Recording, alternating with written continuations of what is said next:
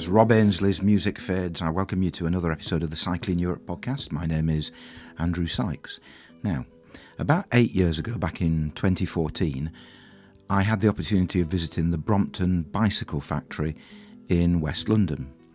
And I wrote an article about it on my website, cyclingeurope.org, and at the end of that article, I wrote the following. I'll be honest, I've no intention of buying a Brompton bicycle. In my current position as a commuting cyclist who ventures across the countryside of southeast Oxfordshire 5 days a week, my Ridgeback Panorama will do just fine. But when I have a job that requires me to have an exclusively urban commute, where I want the flexibility of being able to rock up at my place of work and carry my bicycle to my desk, I might just invest. Watch this space. Well, if you had watched that space for the past 8 years, you would have discovered that I have never bought a Brompton bicycle, because I suppose in my mind I do associate it with people commuting to work. And I would imagine the vast majority of Brompton bicycles and other folding bicycles that are sold are used for commuting. However, there are people out there who use them for cycle touring. You occasionally come across them, you occasionally see people out there on the roads. And in this episode of the podcast, I'm going to meet one of them. His name is Gareth Dent. He lives in Sheffield, and he is an enthusiastic proponent of using a Brompton folding bicycle for cycle touring. I met up with him in Halifax, in the covered market, and I started by asking him to introduce himself. My name's Gareth Dent, and I'm a member of Sheffield CTC. Very keen cyclist for more years than I care to remember, and looking forward to talking to you about riding folding bicycles. Right, okay, yeah, because that's your forte, is the fact that you go touring on a small wheel bicycle, a Brompton. But go back in time, how did you actually originally decide to start riding a Brompton or a similar small wheel bike? Well, I think I owe this to my dad, actually. I grew up in Stevenage, which many people will know is famous for being a new town with an extensive network of cycle tracks. And like a lot of 60s parents, my parents loved innovation. And so when the Moulton Mini came out, that was what they got me for Christmas as my first bike. And this thing was pretty difficult to ride, actually. It had 14-inch wheels and a rather unusual braking arrangement with a rear hub brake which locked. So it was great for doing skids, great for wearing out rear tyres. You couldn't take your hands off the handlebars very easily because there wasn't much inherent stability in it. But what made your parents choose that for you? Was it because it was a different kind of bike and it was a bit innovative? Yeah, it was new. My dad had been an aircraft engineer, so Alex Moulton was quite well known as an innovator at that time, and I mean. It was a great bike. It had an integrated rack, and so I got a sort of a bag on the back, and with my friends we would cycle off into the Hertfordshire countryside and get ourselves into all sorts of pickles, but somehow get back in time for tea. So it's interesting that you mentioned Stevenage, because Steve Silk, who was on the podcast, last year sometime, when his book came out, in his book, where he travels along the A1, he visits Stevenage and he talks about it, and he wrote about it in the book. And he talks about what it is like now. What was it like when it was built? Was it a popular network of cycle routes, or was it ignored? Well, like a lot of utopian visions, it didn't quite pan out the way the planners intended, really. I mean, the first thing to say, it was a lot smaller. So I lived on the edge of the original planned town, and that was great because the cycle route started just outside the front door, really, and I could get to the centre of town and get across town and anywhere you wanted on a segregated, smooth tarmac cycle track. But did the population of Stevenage really embrace it? Did they go out in their hordes on their bikes and start using it? Not really. The thing that they, and I think this is a learning point now for active travel actually, the thing the local development corporation didn't realise is they were enabling cycling, but they were also enabling car traffic. So the other thing that Stevenage was known for was having a network of roundabouts and dual carriageways. So as people got a bit more money in the sort of 60s and 70s, you got the car ownership go up, 2-car ownership per household go up. Now it's quite tragic, really, to see this poorly maintained, little used network of cycle tracks. It was little used when I was a kid, but you know, it was pristine at that point. Now there isn't the political will, I don't think, to maintain it.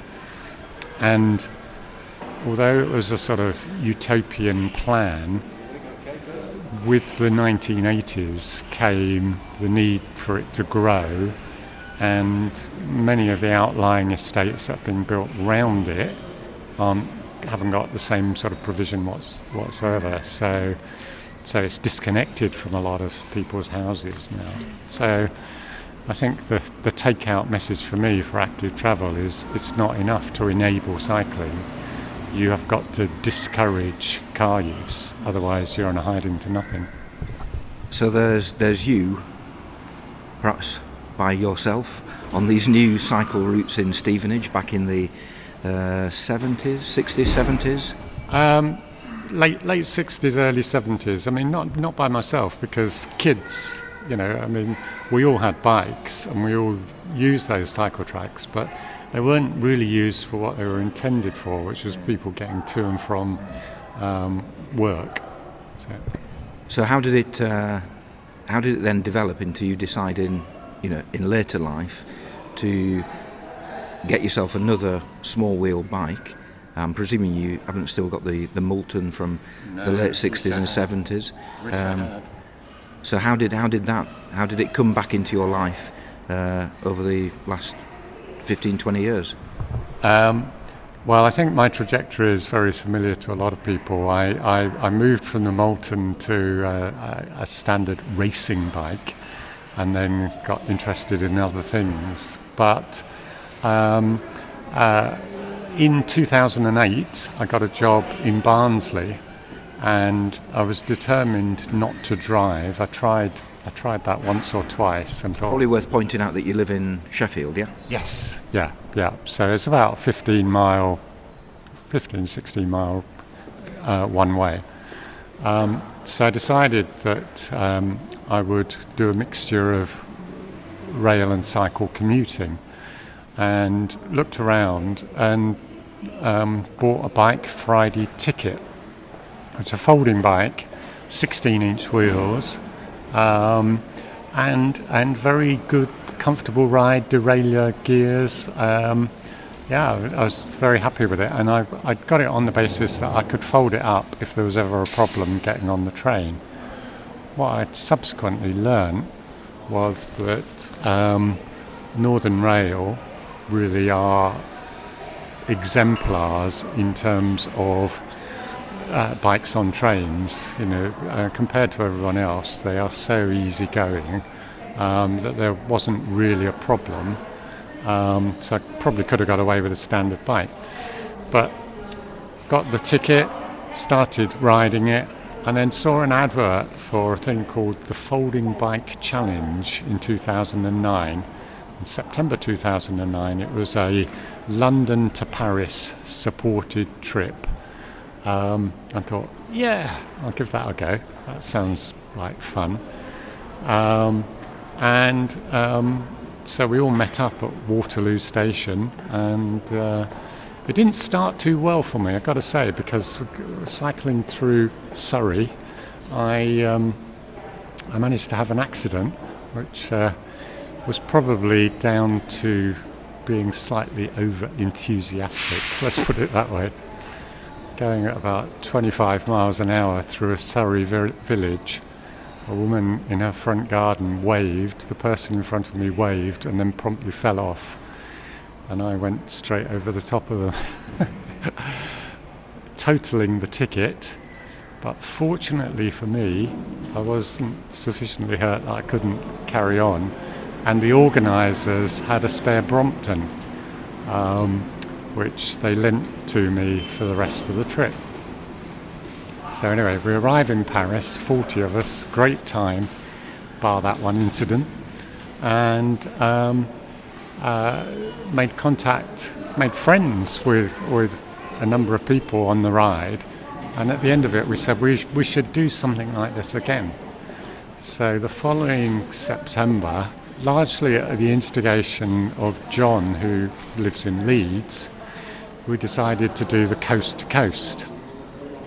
And so 7 of us had sort of formed a little network. We'd agreed the route, we're going to do the standard coast-to-coast route and where we were going to stop and so on. And we did that. I thought, yeah, that was good, but it was only 3 days. What's next? And that's where we started to get a bit more ambitious, because we said, right, next year, how about we do the Land's End to John O'Groats? Now, clearly we weren't going to be able to do it in one go. I mean, nearly all of us still were working at that point. But the great thing, of course, about folding bikes is you could do it in stages and just meet up at different railway stations, carry on. So the first year we did Land's End to Bristol. I've got to say that this was, London to Paris was planned for us. The coast to coast you don't have to plan because Sustran have done it for you. Land's End to Bristol, the planning was a combination of Peter drawing with a felt pen on pages of a road atlas and Martin booking youth hostels at the points that seemed appropriate. So, end of the first day, which just seemed endless, it was pitch black. We were looking for Foy Youth Hostel in up some lane, absolutely exhausted, and things carried on like that all the way to Bristol. Anyhow, we enjoyed it enough, despite having another accident when John cycled into the side of a car at a roundabout. It's always interesting. John's a medic, and it's always interesting to be with a medic when you call the emergency services, because they respond quite differently. Just going back to the Paris route that you took, what route did you take? Did you go Dover-Calais or? No, London-Paris was London-Portsmouth, Portsmouth-Caen, Caen to somewhere I can't quite remember. It's not a very direct route to Paris. No. When I think of it, it was 3 nights and 4 days cycling, because the third day we arrived in Chartres, a lovely hotel by the cathedral there, and then the Saturday we rode from there via Versailles, through the forest to Versailles, and then into the centre of Paris. Right. Okay. So you actually came from the west rather than the north. Yes. Yeah. And that was a fantastic experience, because what I'd forgotten about was that the organisers had put the word out in some French Brompton group and said, we're going to be riding from Versailles to the Arc de Triomphe. And anyone who wants to come out and join us for that final bit, do so. So there's about 10 French people on Bromptons joined us at Versailles. So there's literally 50 of us cycling through the outskirts and to the centre of Paris. And, you know, when there's 50 of you, the traffic gets out of your way. We'll come to, because you went back to France, I think, a few years later to do an even bigger tour. We'll come to that in a second. But I would imagine there are probably lots of people listening to this thinking, okay, you know, small wheel bikes, Bromptons, they're very good for commuting because you can take them on the train, but aren't the inconveniences of not having a standard bike with the ability to carry large panniers and to put all your equipment on, don't the disadvantages of a Brompton or a similar bike outweigh the advantages of being able to fold it and occasionally get on a train? That's a really interesting question, because I think it largely depends on your perspective. I mean, my dad in his youth was a time trialist, and I am slightly infected by that gotta go fast mentality. But more recently I've become a bit of a fan of Jack Thurston and his slow cycling movement. And yeah, it's true that for comparable effort you go slightly slower on a small-wheeled bike. It's not as big a difference as you might imagine, but I think that in a way that's an advantage, because it's about the journey, it's about seeing stuff, it's about the conversations. And I can tell you, if you pull in to a small French village, a group of you on small-wheeled bikes, people are interested, and when you say to them where you're going, they become even more interested. So I've had some great conversations over the years with people who are simply incredulous, but actually it's not that much more difficult. What I would say, and I've pretty much decided that the daily limit is about 100 kilometres or about 60 miles, because the difference that you do notice is because of the smaller wheels, it's more twitchy.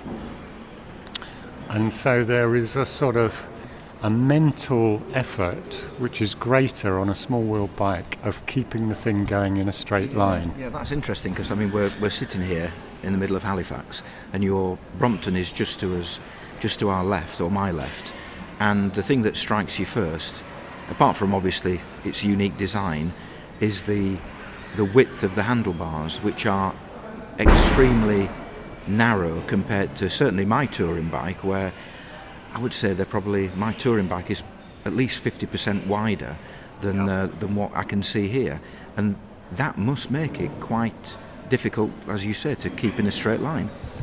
Yeah. There is a mental load, I think, that comes with cycling on a smaller wheeled bike, partly because of the inherent physics of it. I don't understand the physics, but a larger wheel has more gyroscopic something that keeps it going in a straight line. Well, isn't it the case that mathematicians have yet to work out why a bicycle actually works? I think that's the case. I'm pleased to hear you say that, because I don't know why it works. I think it's one of those mysteries or eternal mysteries that they can't yet figure out, a bit like why bumblebees can fly and why a bicycle stays up vertical. It seems a bit of a conundrum, and nobody's actually been able to work out exactly why. There's definitely a Nobel Prize in that, isn't there? Yeah. But the other thing that you've got to embrace is the lack of ability to take much stuff with you. So do you travel, presumably you have to travel relatively light?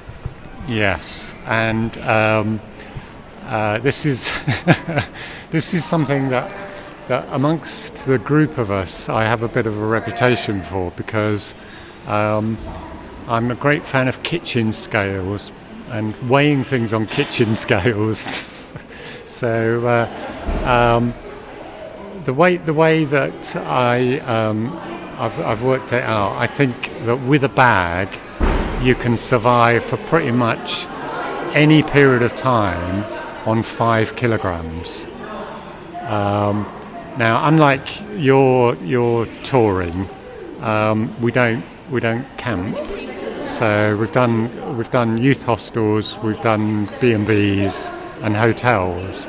But I'm pretty convinced that nobody needs more than 5 kilograms plus the clothes they're standing in. So it's a discipline, and it does require a lot of washing. In France, they sell this stuff that comes in a tube. You've probably seen it, sort of genie gel wash, and so I always just buy one of those on the first day, and then you wash your shorts and all your other gear, or as much of the gear as you can bear washing. And do you go to the extent, there's the apocryphal tale of people sawing off half of their toothbrush? Do you go to that extent?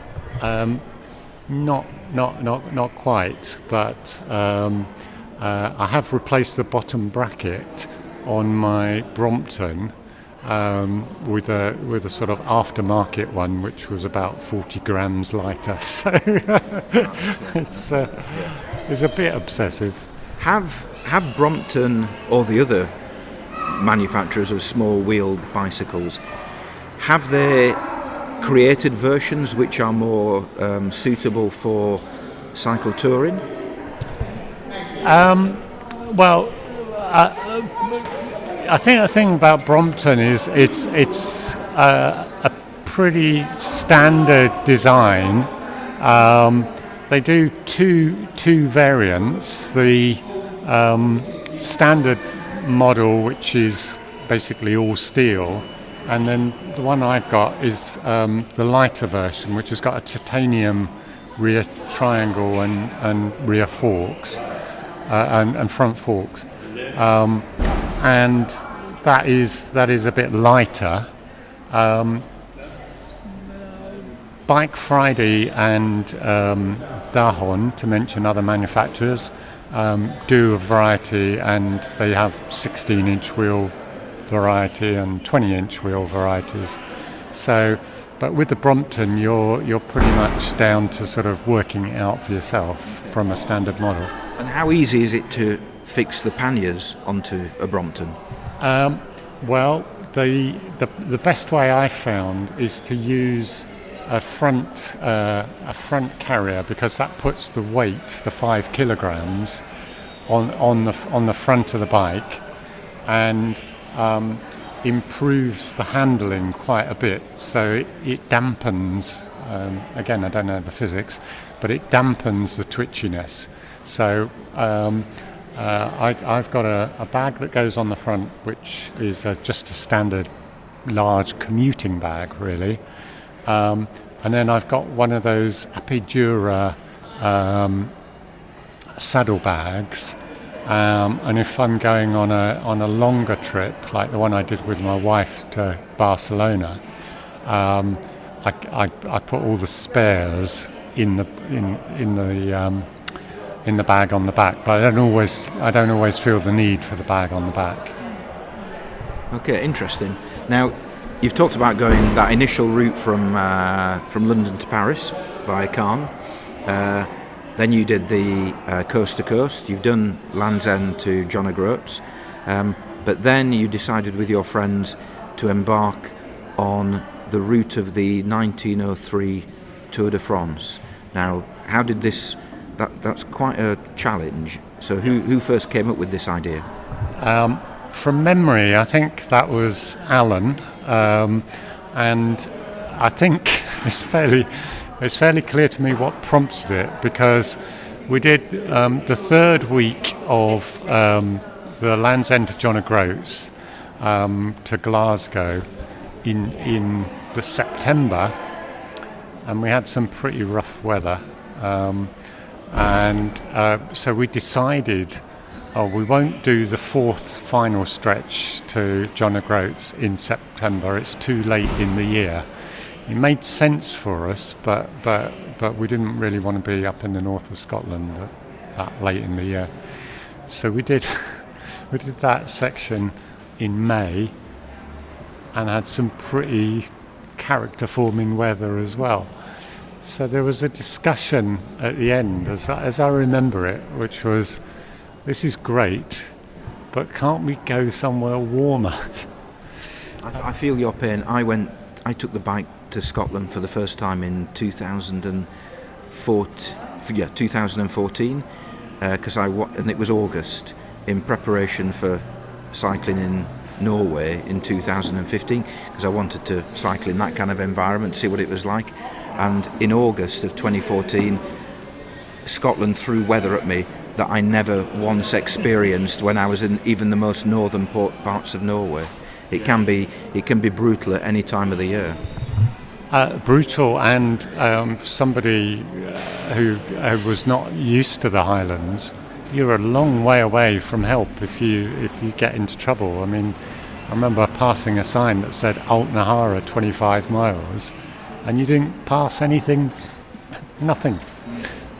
Anyway, so it was Alan who came up with this idea, and the 1903 Tour de France was the first one, and it had a singular advantage that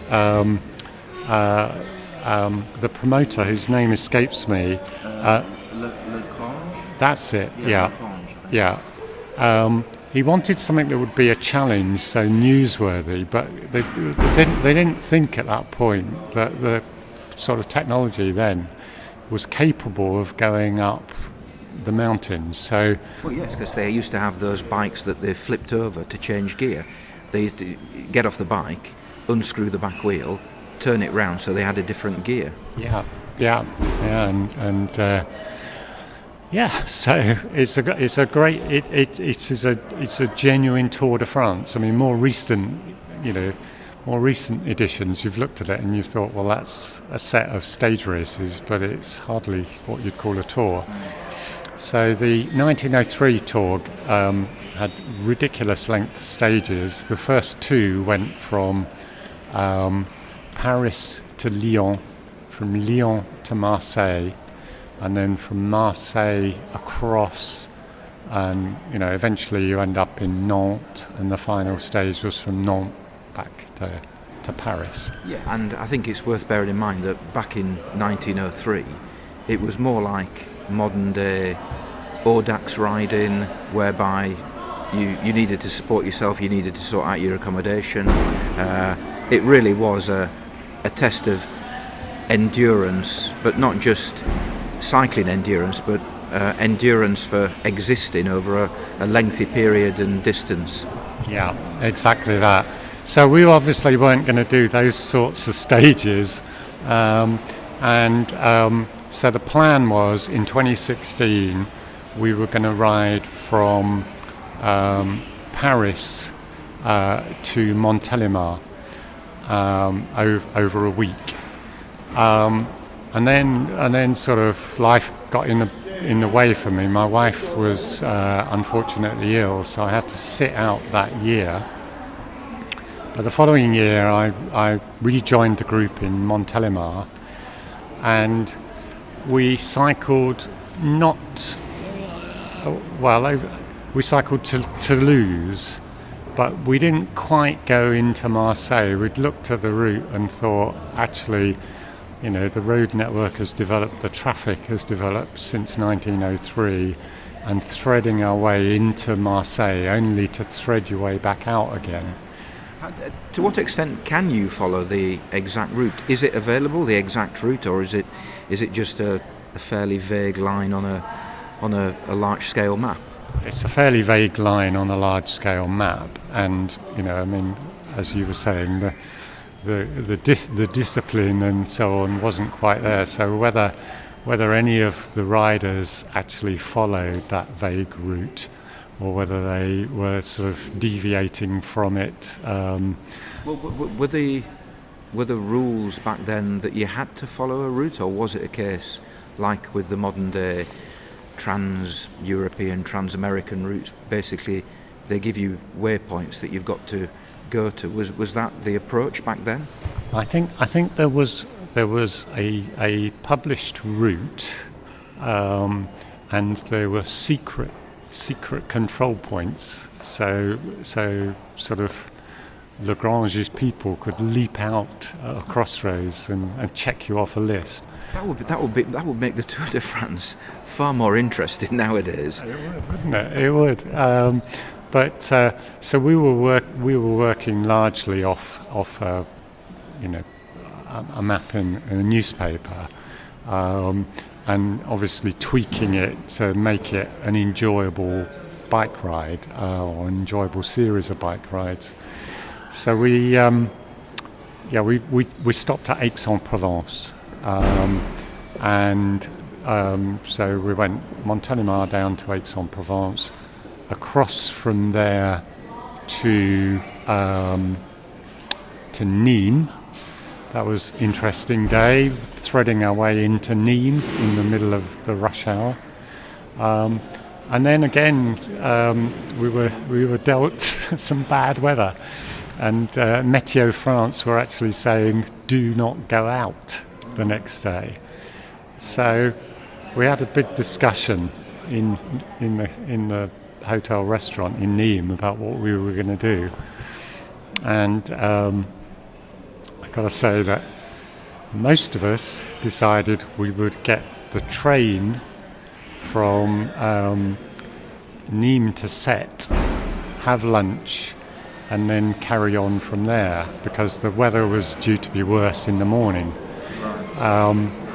Bimmel decided, I can't do that, I've got to ride the full route. So on a fairly breezy day in Nîmes, we said goodbye to Bimmel. Was it the wind which was going to be the issue, the Mistral? It was wind and low pressure and rain, torrential rain. So we got the...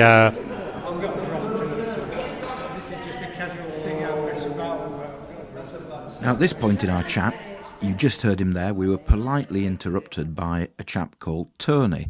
And Tony had seen Gareth's Brompton bike that he'd brought with him from Sheffield, and he started talking to us about his own experiences of using a small wheel bike. Now, Tony, well, I dare say there's a podcast in itself with Tony, but what I've done, I've edited out the section where we were interrupted by Tony in a very nice way, and I've put what he said at the very end of this podcast. So if you fancy listening to the thoughts of a elderly Brompton user from Halifax, then by all means keep listening right to the end of the podcast and you'll hear the thoughts of Tony. So we're going to skip forward a few minutes now, quite a few minutes. I think it was about 15 minutes altogether. And we're going to go back to Gareth and Gareth's story of cycling around Europe, cycling around France on his Brompton bike. It's great to talk to you. Oh yeah, I've got to finish this. Oh right, I'm sorry. To get the train. Well, I thought it was recording me. Anyway, I'll let you. Yeah, I'm sorry. See you again, Turner. Yeah. What are your names? I've forgotten. Andrew. And Gareth. Yeah. Well, enjoy your cycle. Yeah. Oh yeah. Okay. I'll leave you alone anyway. Okay. I'm never quite sure how much people want to know. I could lecture on bikes all day, and I don't really. I might go do it. Okay. Well, yeah. Anyway, it's nice to meet. Have a nice trip back home. You've got a nice day for it. What Yeah. do you do? Yeah. Yeah. See ya. Well, there's a podcast in itself there. Yeah. Well, I did say to you that you can't go anywhere on a folding bike or a small-wheeled bike without people talking to you. Well, I have the same. It's a nice problem to have, yeah. But I have the same thing with my bike, because my bike's got a roll-off hub, which isn't that uncommon. No. But it's also got a carbon belt, which is still quite uncommon. Oh, yes. And people will regularly come up to me and have a conversation with me about. And I think it's really nice that people do that. And it's also nice that, you know, over the summer I met a Dutch couple in somewhere. I forget where. I think I was on the Canal du Midi, and we had a really good conversation based purely upon the fact that we were all using Koga bikes. Right. So it is nice when it happens. Although, yeah, Tony certainly gave us chapter and verse there. Where were we?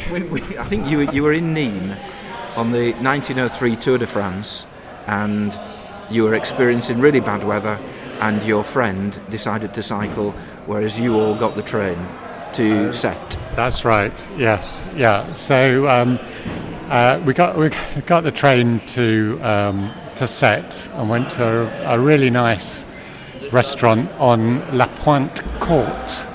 And I don't know if, because you went through Sète in your last tour, didn't you?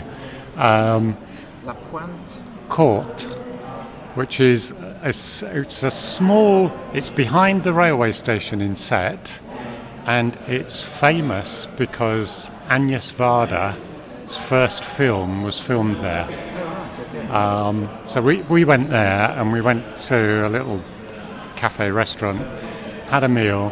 And then we cycled along that cycle track that runs along the beach. Yeah, I was definitely on that. Yeah. Which was quite challenging actually, because the wind had died down, but there'd been a lot of rain, and there was a lot of wet sand on that cycle track. Anyway, we were feeling a bit sorry for ourselves as we cycled along this difficult sandy cycle track. And we got to the hotel at Marseille, and Bimmel turned up about 2 hours later, like absolutely drenched. So, but fortunately the weather improved after that, and we carried on to Carcassonne, Toulouse. Did you go through Toulouse on your tour? I did actually. You know, on that section there, did you cycle along the Canal du Midi? No. Good decision. We'd been alerted to that, and basically we just chose small roads.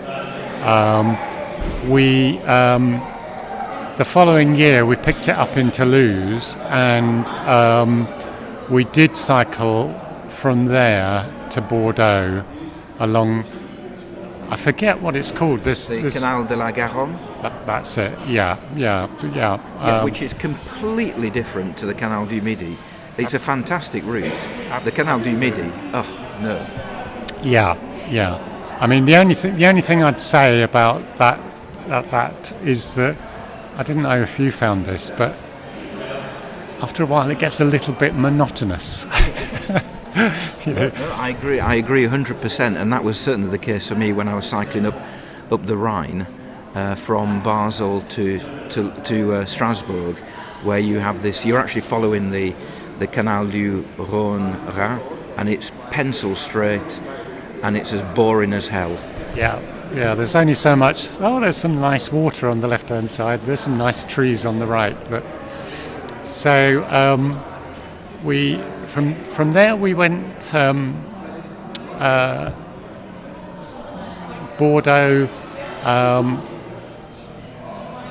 right out along the south coast of the Garonne, and got the ferry to Royan, and from there up to La Rochelle.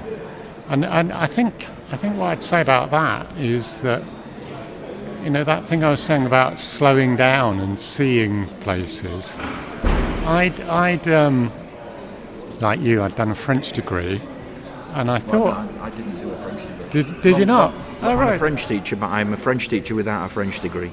Long story, but there we go. Oh, wow. You must be in a select band, I think. Yeah, probably am.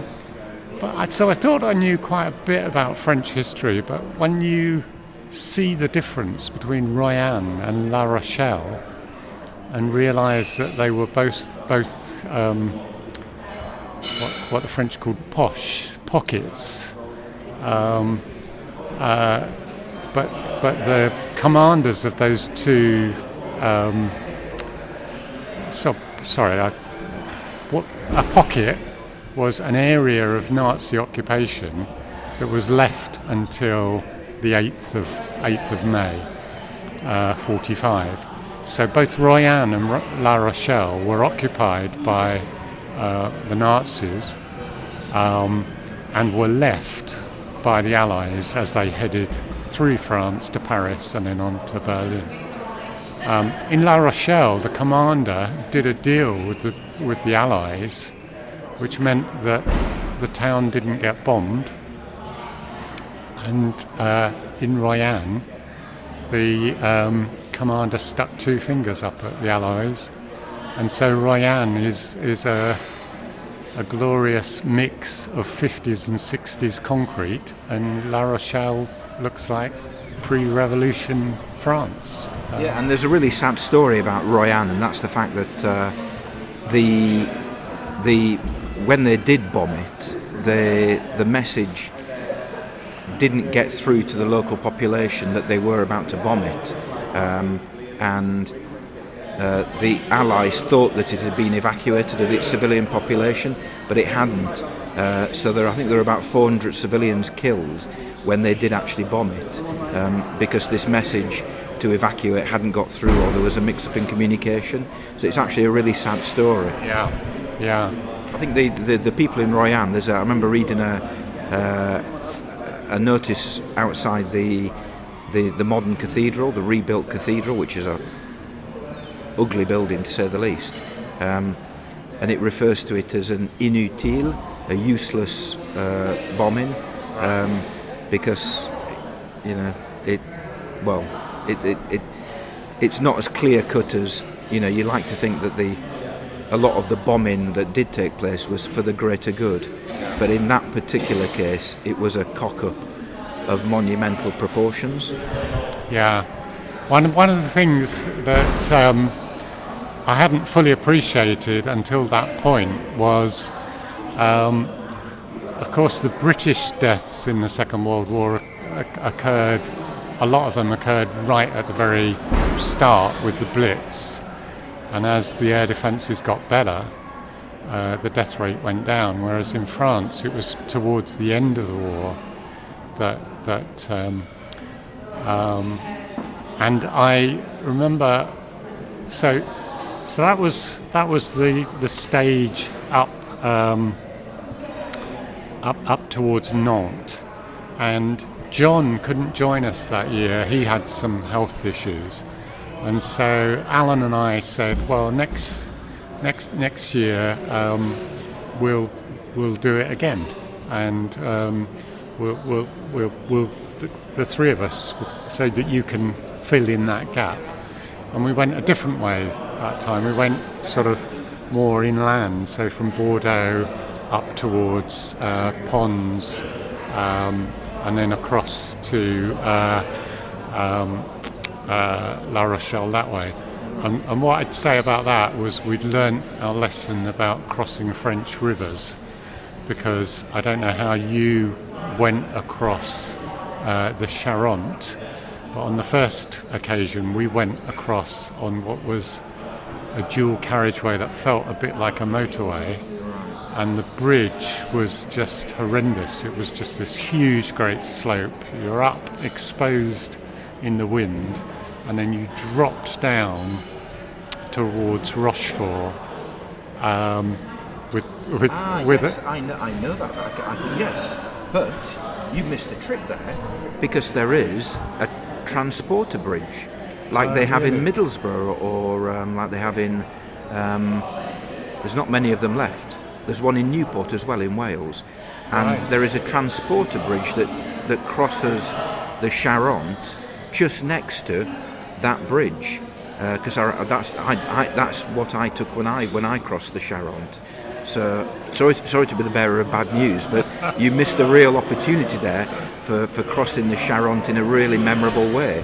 Obviously, it was memorable for you, but for the wrong reasons. It was memorable for exactly the wrong reasons, because it was sort of a precipitous descent with a barrier that didn't look high enough on one side, with a drop down to the water and cars coming past on the other. Which so the following year we went inland quite a bit, and we crossed an old suspension bridge at Tonnein, which if you're ever back there is also worth checking out, because it was a bridge for vehicles, but it's cast iron suspension bridge, and now is not is closed to vehicles and just pedestrians and cyclists. And when you cross it, you see why, because there's just rust everywhere. There are some. When I was cycling this summer, there were some memorable bridges on the Rhone, especially. Yeah. I don't know if you crossed any when you mentioned Montélimar earlier, but there are some memorable bridges there. But strangely, when you get to the Rhine, and perhaps it's because we're talking about a river which is basically the border between France and Germany, there are nowhere near as many bridges as you find on the Rhone, which makes life difficult occasionally, because you get to a point where you think, well, actually I wouldn't mind being on the other side of the river, and then realise that you've got to cycle a long way before you get to the next bridge. That's very interesting, because I think one of my take-out messages for cycle touring is think about rivers and crossings, because there aren't many, Severn Bridge, perhaps Humber Bridge, but there aren't many sort of off-putting crossings in the UK, but once you get onto the continent, it can be a different matter. And it's nice when you do stumble across a bridge which is just either a disused bridge that you can still cross on a bike. I can think I've got a few in my mind. There was one I crossed in Spain, which was just this time tunnel.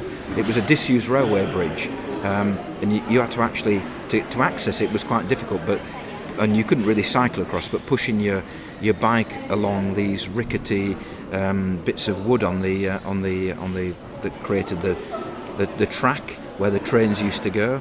And there was I'm thinking of another one in Wales, on the Wye Valley, again just this beautiful bridge, no longer used by cars, but for the sole purpose of pedestrians and cyclists. And I've got some really good memories of stumbling upon these bridges, and they make for a memorable experience and a real marker point in rides. Yeah, absolutely. We did, jumping forward, Martin and I did the Wales end-to-end, and there's a great bridge on that at Barmouth. Yes, we crossed that estuary there. So we completed back into Paris, and then the next year, which we're at 2019 now, we were going to do. We know what's coming. Yeah. So we thought we'd actually like cycling in France, so we'll do the Manche to Med. Okay. Went across to Saint-Malo, down to the Dordogne, with the view that the following year we would carry on down to the Mediterranean near Montpellier, but that didn't quite happen But the other thing I did in 2019, my wife retired, and so she'd sort of witnessed all these folding bike tours and had been persuaded by me that we should go and visit some friends of ours who live just outside of Barcelona, a place called Sabadell. So we got the ferry to Saint-Malo in May and spent 5 weeks cycling down basically the west coast till we got to the Garonne, and then down, and we crossed the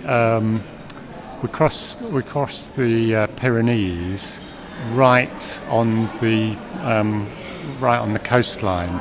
So you go from Cerbère to Port-Boo, and that is fascinating as well. Both Cerbère and Portbou have got these enormous railway stations, Yes. which were major international stopping off points, which are hardly used now.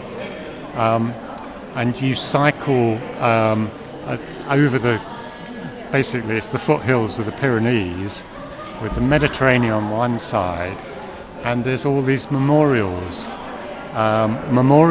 to people fleeing Franco in 1939, and then memorials to people fleeing the Nazis 18 months later. And it's quite a moving experience, then you arrive in Portbou and wonder why you booked a hotel to stay the night there, because it's not that great a place. Yeah, I remember cycling along that stretch back in 2013, and you're right about those memorials. It's kind of I always think that the Spanish Civil War is a history that we really don't know much about in Britain. It's people recognise the reference to it, but they don't really know much about it. No. Well, the British, with notable exceptions, the British weren't the good guys in that war, were they? They were the ones who turned the other way. And for that ride, was your wife on a Brompton as well? She was, yes, yeah. And I think I mentioned earlier she'd had some health problems, so we were really very much limited to sort of 50 miles a day. And we rode 6 days, and then on the 7th day, my wife had to sort of take some, it's basically chemotherapy drugs, which sort of meant we had to have a rest day, but that was good because we sort of planned that in. And what I'd say about that is, you can do these things, as if you plan them correctly, you can do these things in quite adverse circumstances. That's an interesting aspect. What did her doctors think when presumably she told them that she was planning on such a long journey? Was it something that they encouraged? I think they were. She was seeing a consultant at the Hallamshire in Sheffield, and I think he was. I don't know that he was concerned. Shout out to Mr. McDermott, the consultant. He was sort of bemused, I think. But when we got to that that crossing of the border, I took a photograph of her with the Mediterranean in the background, and we had it turned into a postcard and sent it to Mr. McDermott at the Hallamshire, and he was sort of delighted.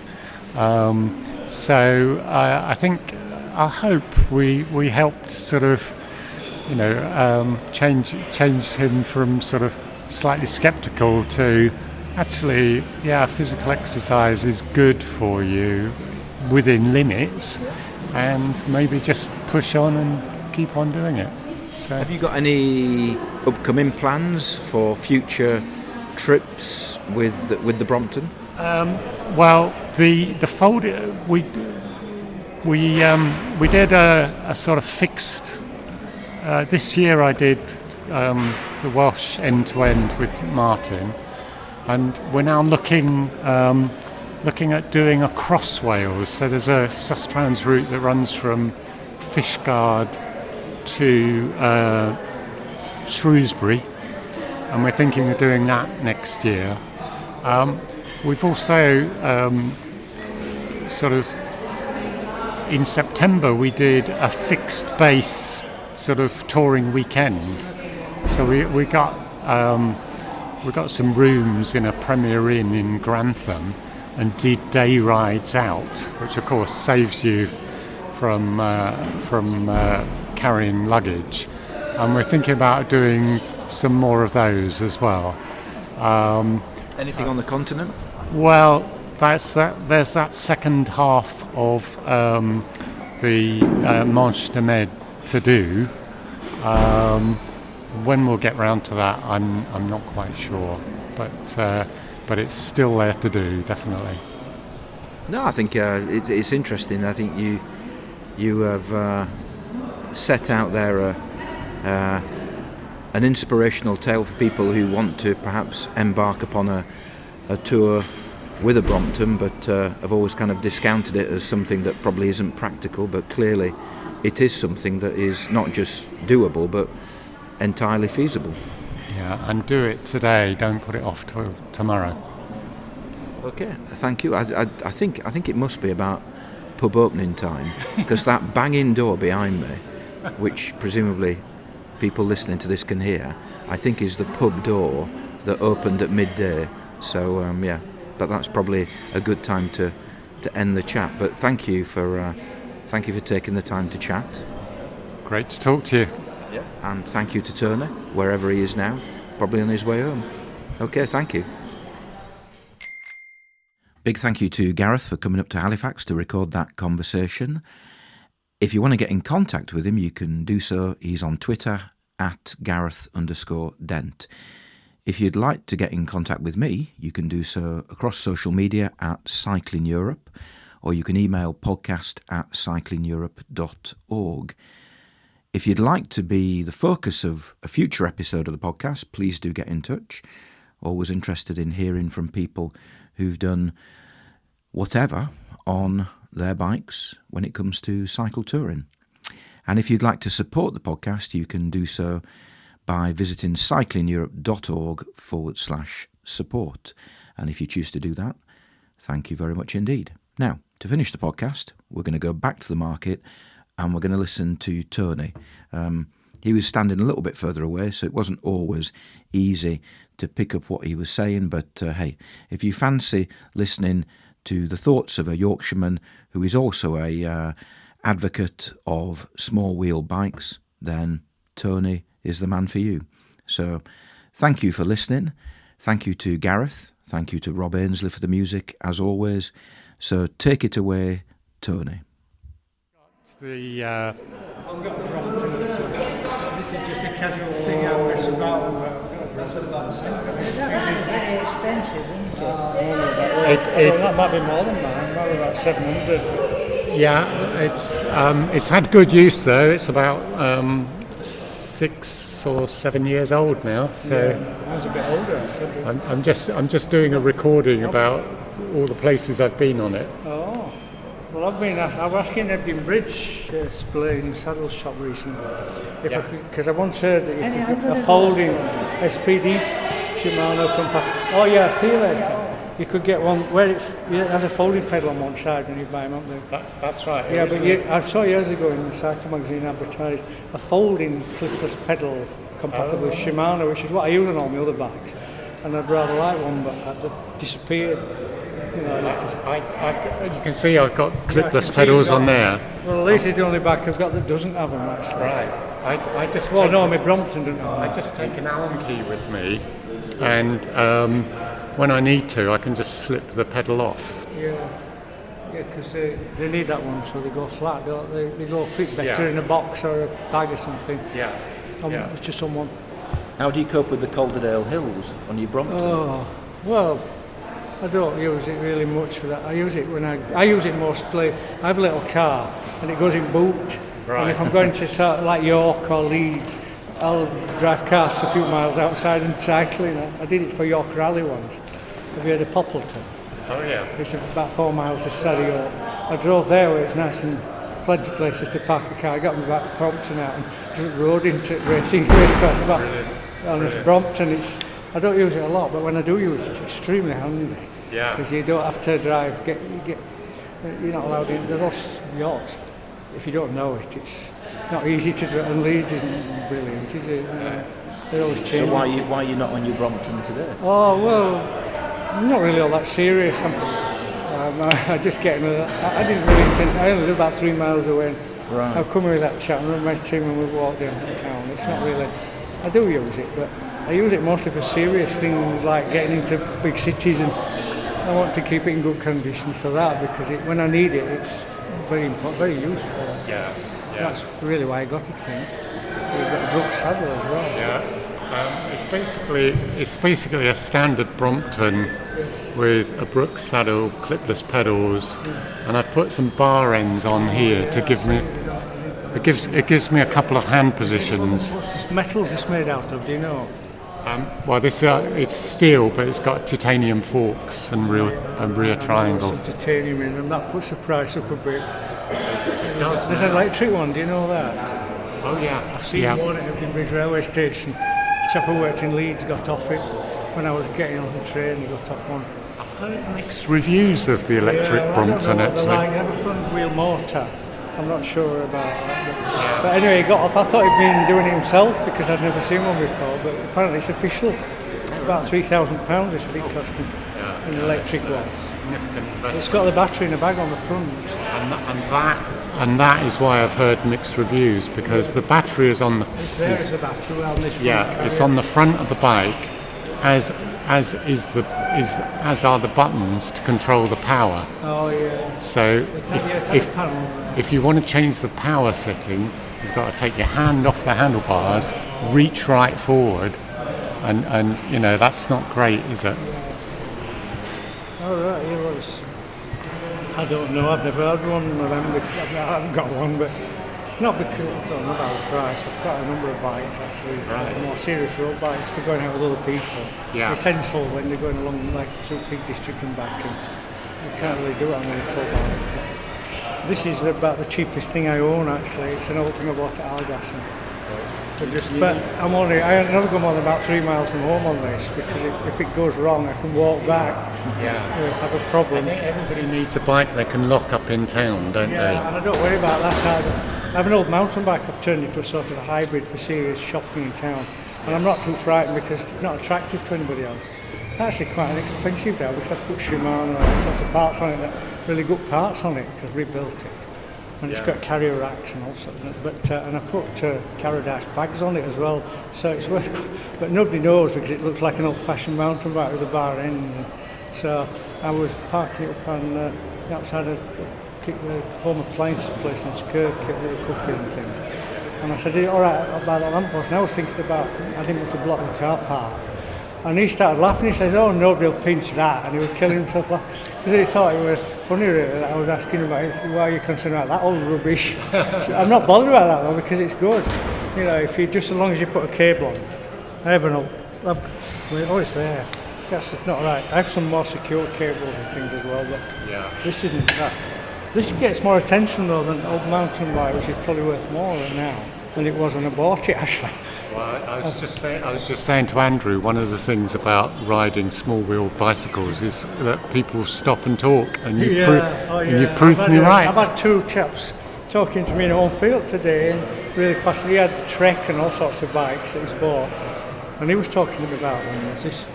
And telling me all about his bikes. This seems to get a lot of attention. I had some lads admiring it once, and it was only £100 in a sale actually at Argos was this one.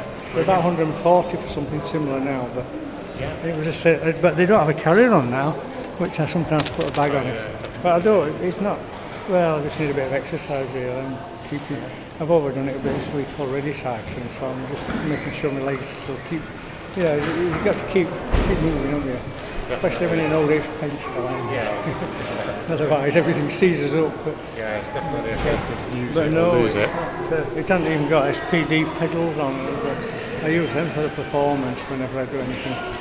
When I go up to Dales or Peaks or I go everywhere. Hollymouth Lake quite often just as an afternoon out. So I mean, I'm pretty serious really, but not on this. It might break down. Sorry, Tony. Yeah, so I think a lot of people know me now. I'm not really dressed like you. I'm sort of very casual because I wasn't really thinking I'd have to get properly dressed if you go anywhere serious. No good wearing jeans when it rains. They just get wet and soggy and chilly, don't they? But I thought I'd just come to look at shops. So it's just really a casual thing. It's just to keep my legs working. That saddle actually is worth more than that's not original though. You can see it's got gel shock absorbers. It's a Cell Royal. It's a bit soft actually for distance, but it's with it because you feel bumps more with the small wheels, don't you? And this Brompton has a shock absorber, like mine does. Somewhere in, oh there, yeah. It's got rubbers. Down there, so back wheels are a little bit protected from shock. That thing touches there and it squeezes and the wheel can bounce up down a bit on a rubber shock absorber. When that contacts there, when that comes round, touches there, and it takes some bumps off. But this doesn't have that. But I put this saddle on. It's one I had anyway. I didn't know what to do with it for a long time because for serious touring, it's a bit soft really. Yeah. But just for popping about locally, it's full of gel and it's a Cell Royal. It's quite a costly one actually. Yeah. It's probably worth nearly as much as the bike. But I need a good saddle. I don't want to injure myself because you can get some nasty shocks actually. Yeah. I've had a sore elbow recently from hitting bumps on the road. It's getting better now a bit. I've been treating it with ointment. Yeah. It's good, so I've been careful of that. But there's some nasty bumps in the road, isn't there? There's a row of little potholes that way down from Keighley direction. Right little sort of. And hit them, you just vibrate violently, and you hit them at speed as well, which downhill on a really fast bike you can go pretty fast, as you probably know. Yeah. I went to Huddersfield just last week to buy something from actually some ink that was in stock over there in one of the shops. And I came back down from Elm bypass. I was doing 6.6 miles an hour on a hybrid bike, and there's crosswinds on that. My computer records a maximum. This doesn't have a computer on it, 'cause it's not really bothering you. It tells you maximum you've reached. And I know it was there because, but if you keep brakes on, it tends to scrape and heat them up.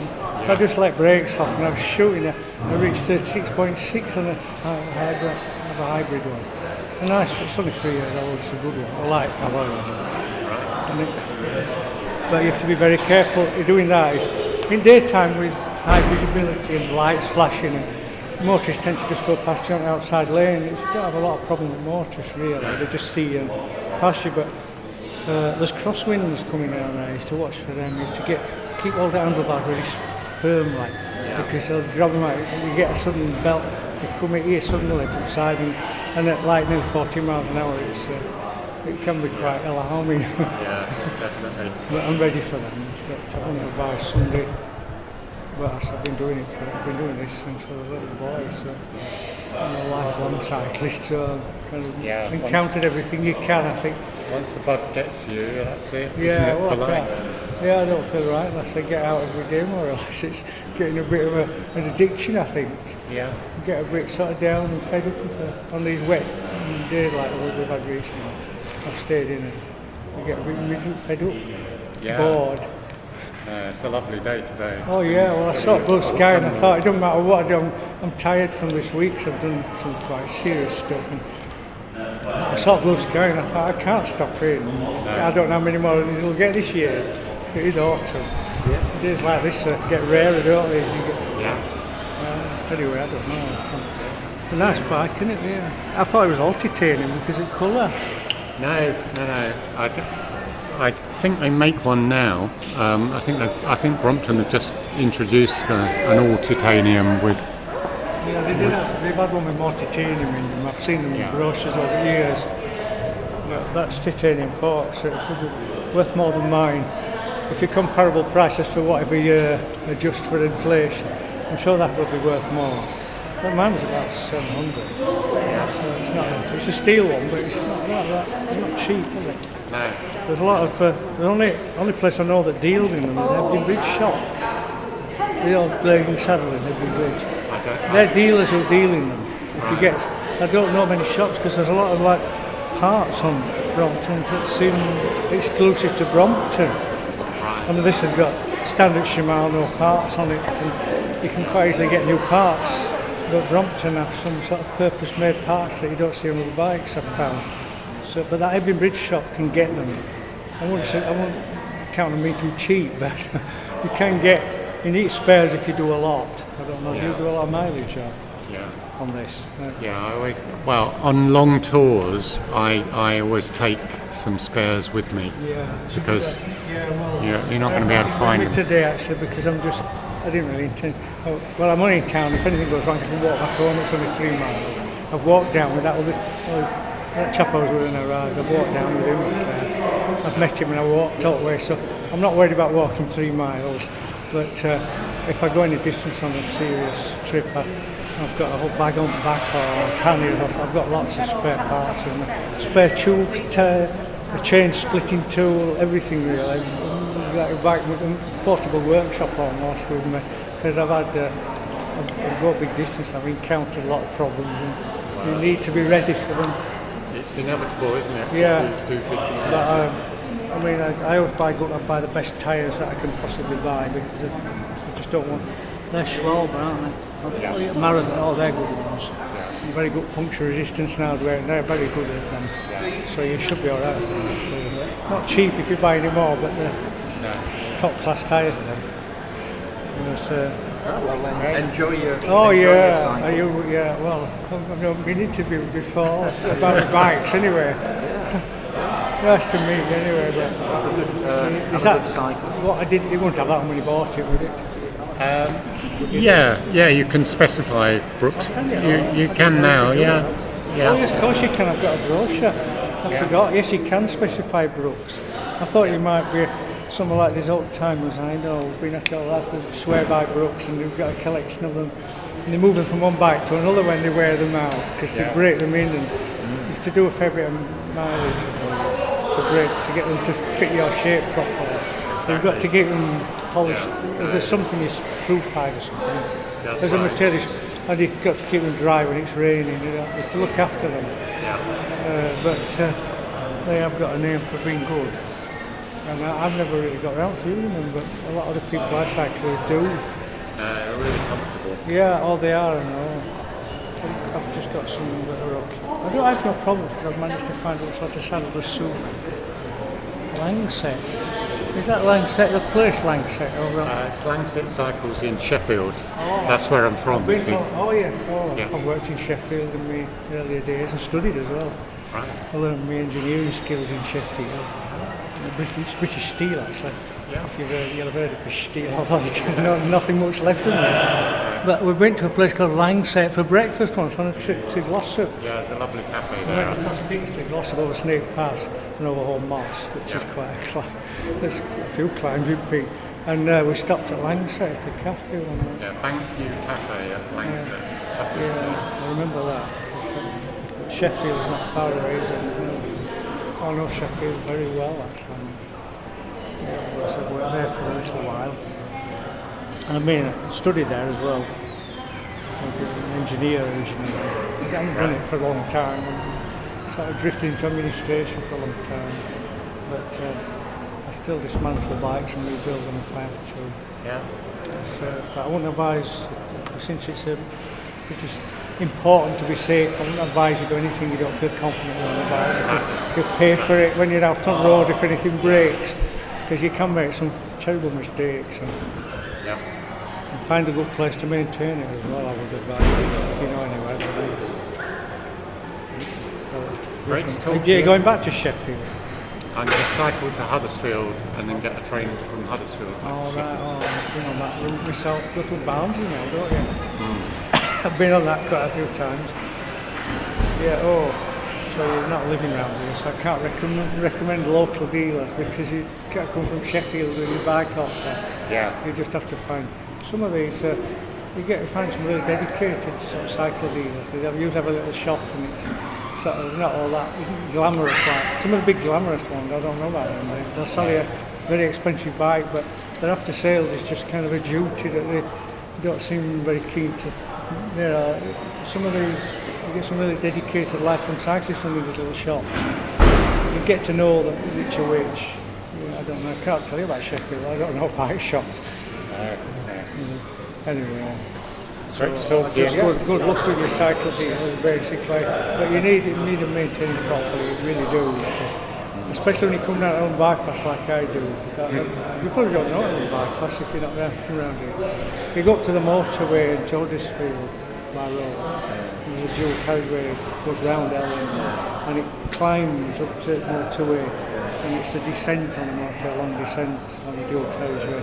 and you can cycle down it. It's not. You're better off on the But canal. it's not. It's legal to cycle down there, but you have to be confident. You have to have a good bike, because if you don't want to put sort of the brakes on all the time, you pick up speed quite fast. And there's crosswinds, and motorists flying past you. It's 50-mile-an-hour limit though, because there's speed cameras all the way down. So it's calmed down a bit recently. It used to be 70 and no cameras, and they were doing, what motorists can do. So it's got a bit calmer actually, but you still to. That's why you need a bike in good order. But that isn't. I mean, I can see that.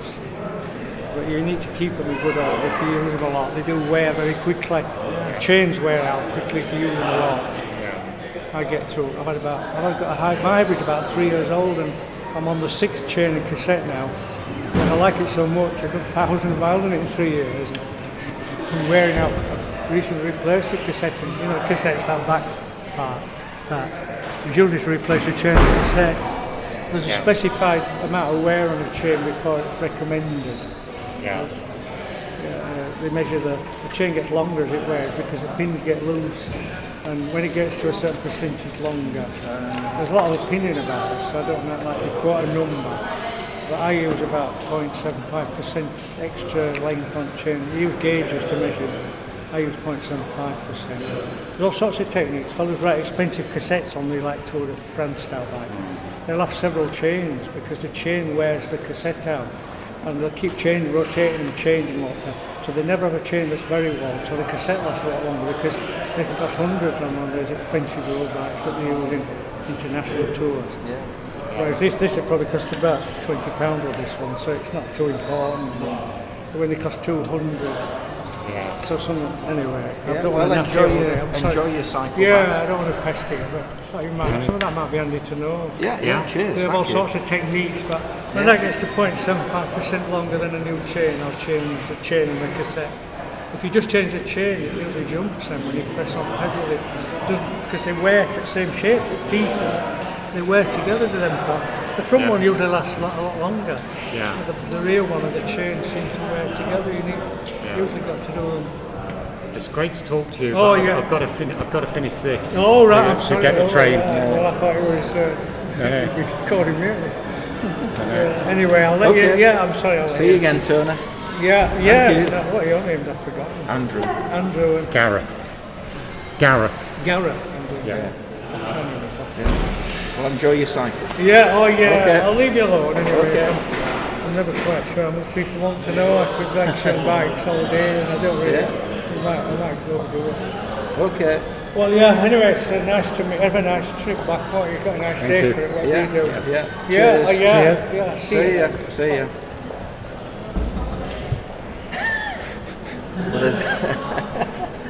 Well, there's a podcast in itself there.